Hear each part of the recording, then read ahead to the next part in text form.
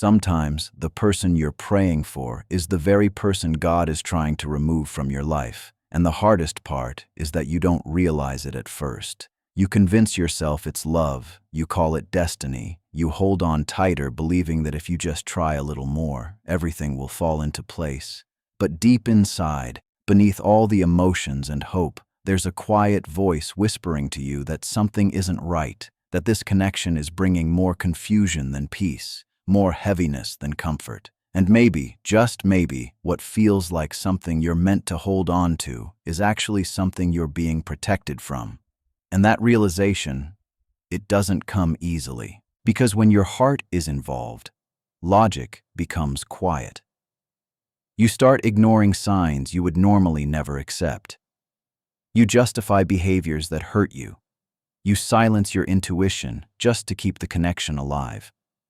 You tell yourself, no relationship is perfect. And while that's true, deep down you know the difference between something that needs effort and something that is simply not right for your soul. There is a kind of love that feels like peace, even when life is uncertain. And then there is a kind of attachment that feels like a constant battle, one that drains you, confuses you, and slowly takes pieces of you away. The problem is, when you're in it, they can feel the same. But over time, the truth always reveals itself through how you feel when you're alone, when you're quiet, when you're honest with yourself. You start to notice that your mind is never at rest. You replay conversations, you question intentions, you overanalyze small things because nothing feels secure. And instead of growing, you feel stuck in a cycle of hope and disappointment. That's one of the first signs that something is not aligned the way it should be. When God doesn't want you with someone, peace is replaced with pressure. You feel like you're constantly trying to fix something that keeps breaking. You feel like you're the only one holding everything together, and no matter how much effort you put in, it never feels enough. That's because what is meant for you will never require you to lose yourself just to keep it. Then come the closed doors. You try to move forward with them, but something always gets in the way. Plans don't work out. Timing is always off. Misunderstandings grow instead of healing. It feels like every step forward is followed by 2 steps back. At first, you think it's just bad timing. Then you think maybe you need to try harder. But eventually you start to wonder, why does everything feel so difficult? The truth is, not every closed door is a failure. Some are protection. Some are God quietly stepping in, saying, this is not where you belong. But because you can't see the full picture, you resist it. You push harder against what is being blocked, not realizing that the resistance you feel is not something to fight. It's something to listen to. And in the middle of all this, something even more painful begins to happen. You start losing yourself. You stop recognizing who you were before this person came into your life. You become more anxious, more insecure, more dependent on their validation. You find yourself changing just to be accepted, just to keep them from leaving.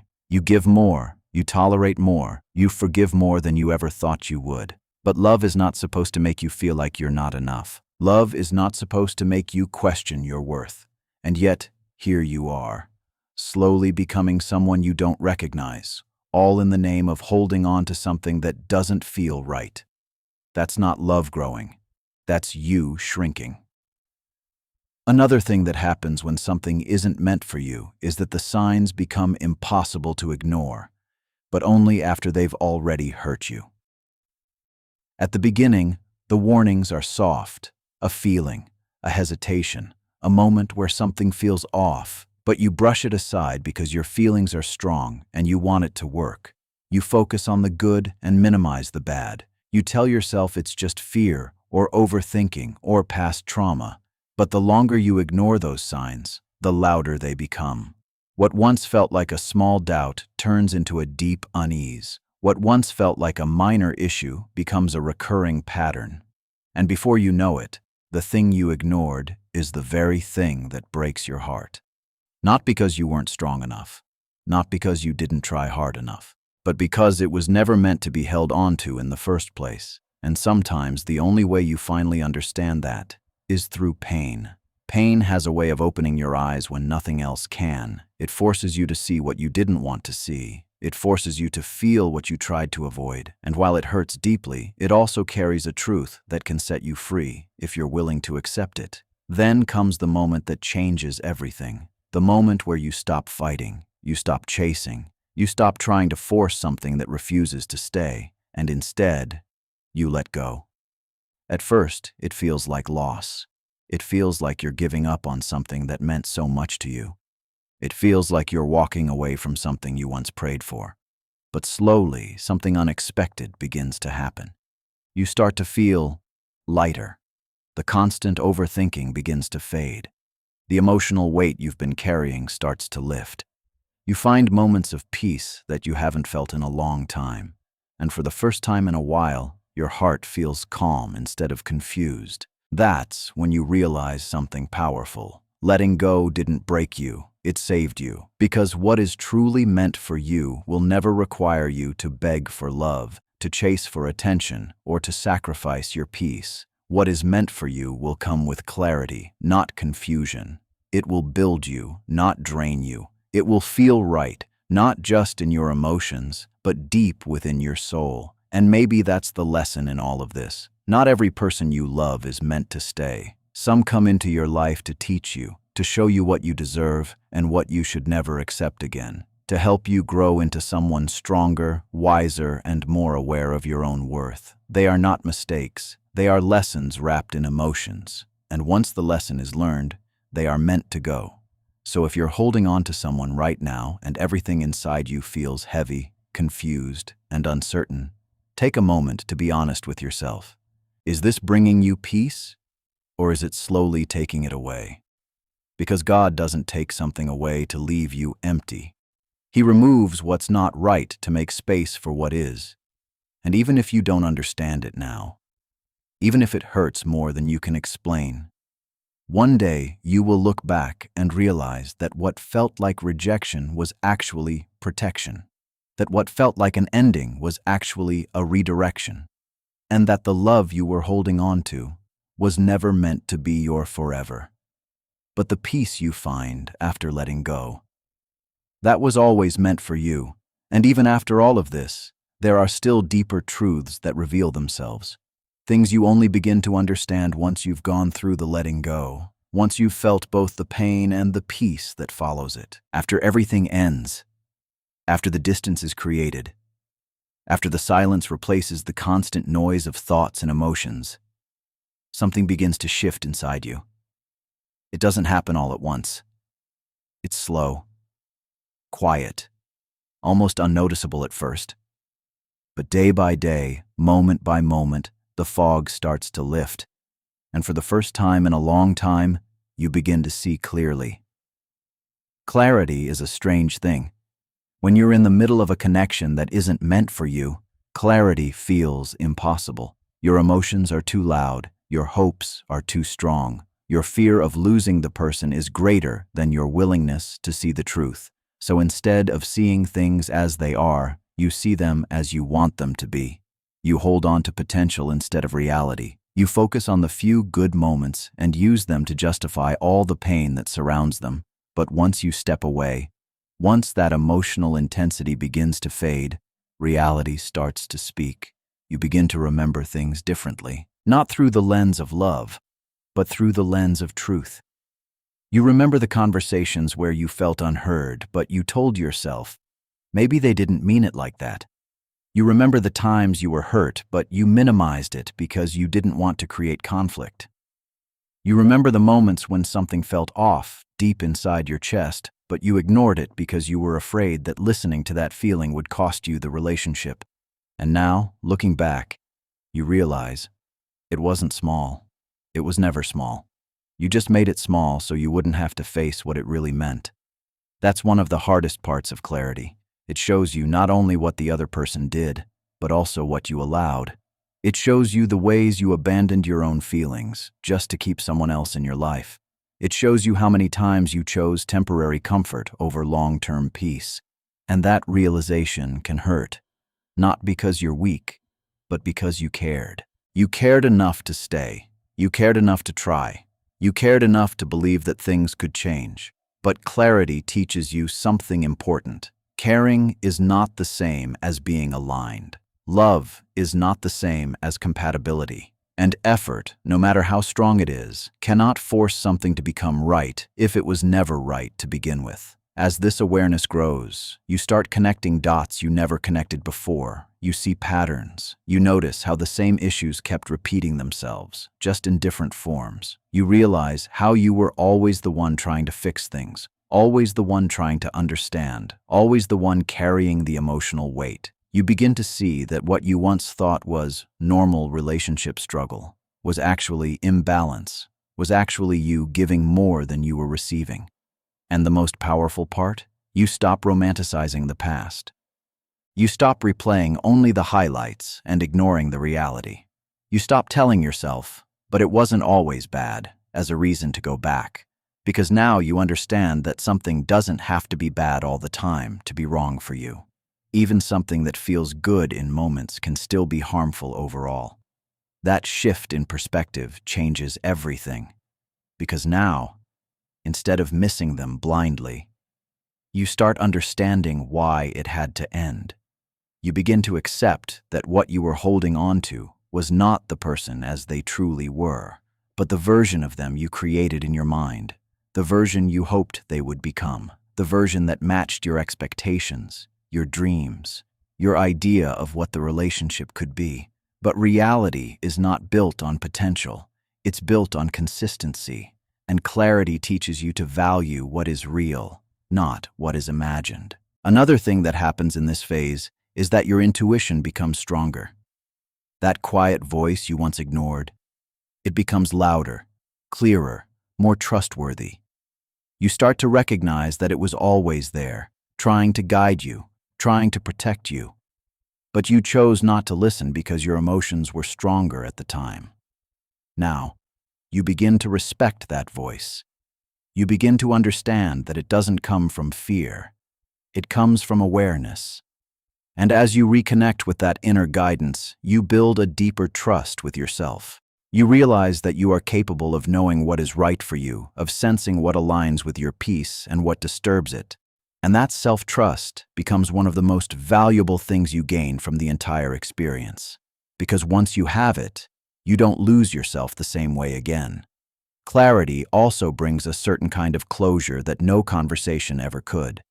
You no longer feel the need to ask, "Why did this happen?" Or, "What did I do wrong?" Or, "Could I have done more?" Because deep down, you already know the answer. It wasn't about doing more. It wasn't about trying harder. It was about recognizing sooner that this was not where you were meant to stay. And when that understanding settles in your heart, something shifts. The emotional attachment starts to loosen. The need for answers fades. The desire to go back weakens. Not because you stopped caring, but because you started understanding. And understanding creates peace. A different kind of peace. Not the kind that comes from having everything you wanted, but the kind that comes from finally accepting what is true.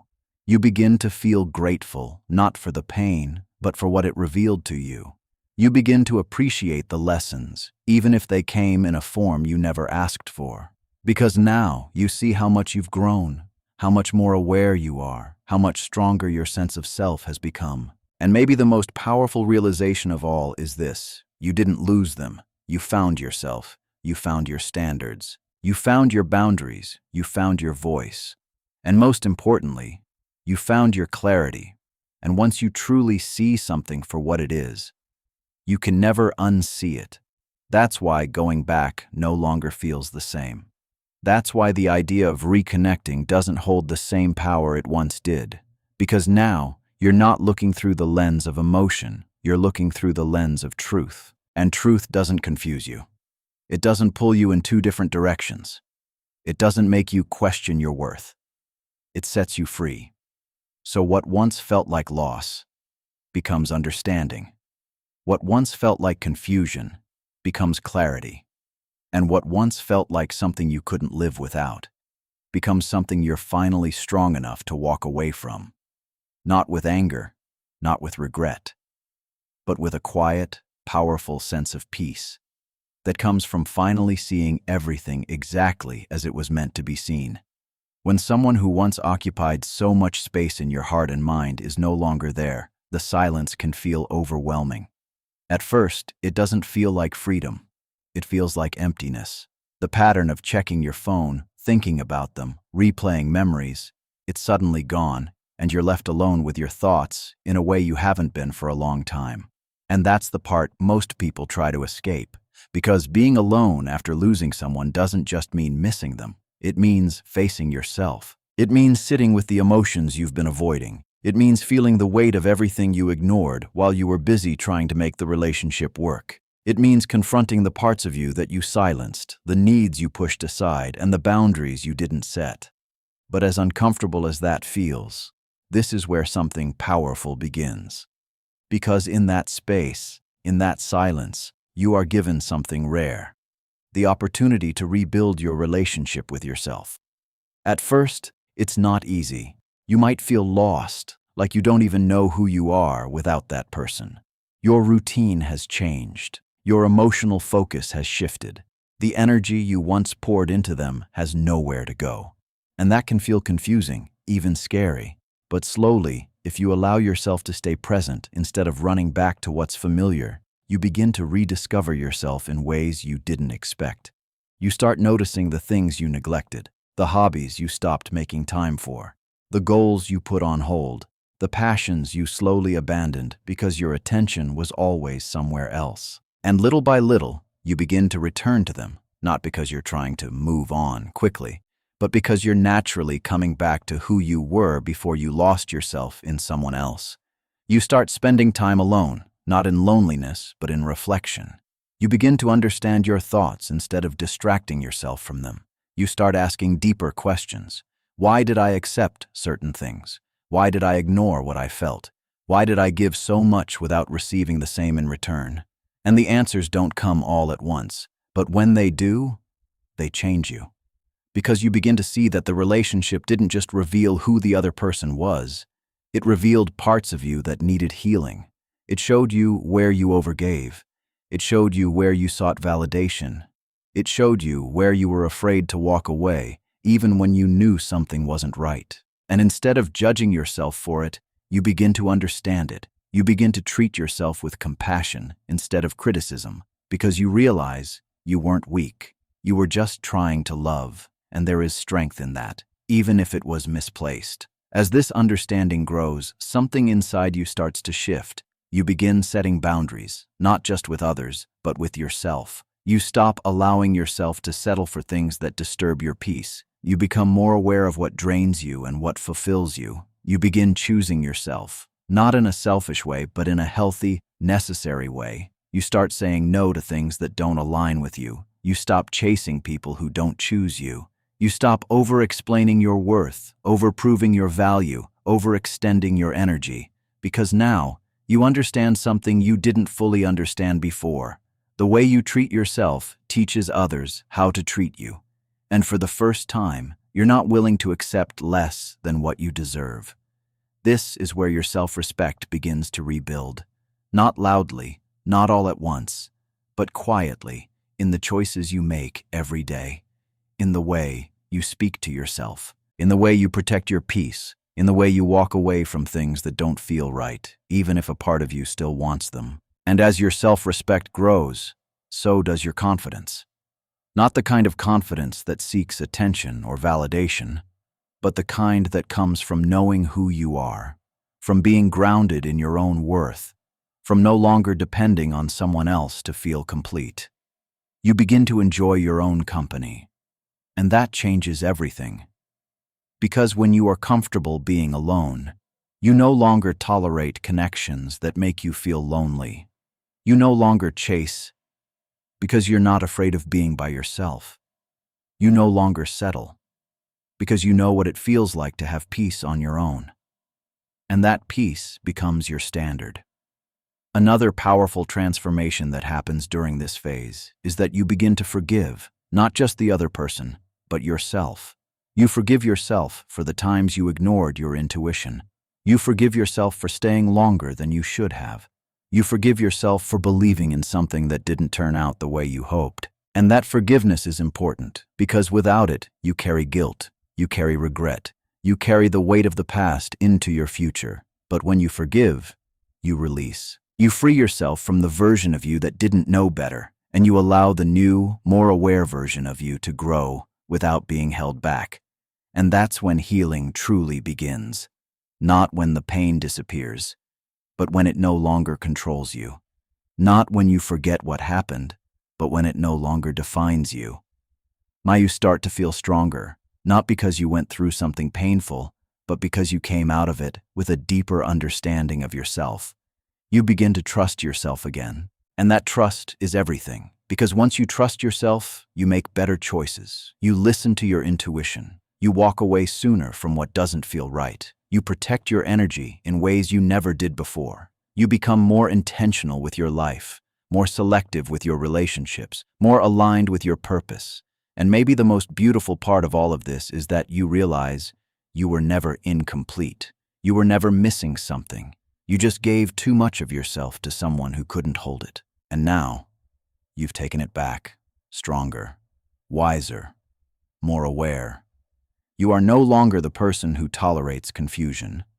You are no longer the person who chases clarity from someone else. You are the person who creates clarity within themselves. And that is power. Real power. Because when you rebuild your relationship with yourself, you don't just heal from the past. You transform your future. You become someone who no longer begs for love, but attracts it. Someone who no longer fears losing others because they've found themselves. Someone who no longer settles for less because they finally understand their worth. And once you reach that place, you don't go back to who you used to be. You move forward as someone stronger, more grounded, and more connected to yourself than ever before. And that is one of the greatest gifts hidden inside the pain of letting go.